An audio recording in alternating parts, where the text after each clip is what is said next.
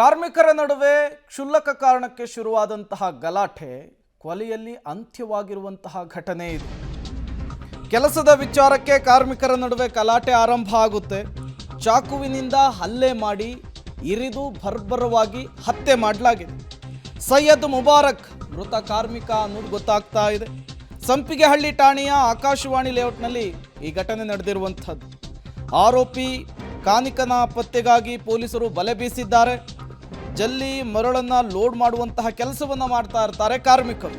ಆ ಸಂದರ್ಭದಲ್ಲಿ ಕೆಲಸ ಮಾಡೋ ವಿಚಾರಕ್ಕೇನೆ ಗಲಾಟೆ ಶುರು ಆಗಿಬಿಟ್ಟಿದೆ. ಆ ಗಲಾಟೆ ಎಲ್ಲಿಗೆ ಹೋಗಿ ನಿಲ್ಲುತ್ತೆ ಅಂದರೆ ಚಾಕುವಿನಿಂದ ಹಲ್ಲೆ ಮಾಡಿ ಹತ್ಯೆ ಮಾಡುವ ಹಂತಕ್ಕೆ ಹೋಗಿ ನಿಂತಿರುವಂಥದ್ದು. ಸಂಪಿಗೆಹಳ್ಳಿ ಪೊಲೀಸ್ ಠಾಣೆಯಲ್ಲಿ ಪ್ರಕರಣ ದಾಖಲಾಗಿದೆ.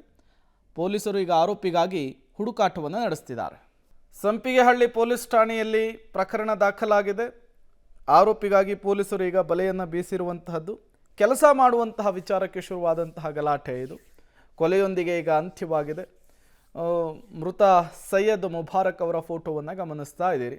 ಮತ್ತೊಂದು ಕಡೆ ಆ ಘಟನೆಯಾದಂತಹ ಸ್ಥಳವನ್ನು ಕೂಡ ನೀವು ಗಮನಿಸ್ತಾ ಇದ್ದೀರಿ. ಸೈಯದ್ ಮುಬಾರಕ್ ಕುಟುಂಬಸ್ಥರ ಆಕ್ರಂದನ ಮುಗಿಲು ಮುಟ್ಟಿದೆ.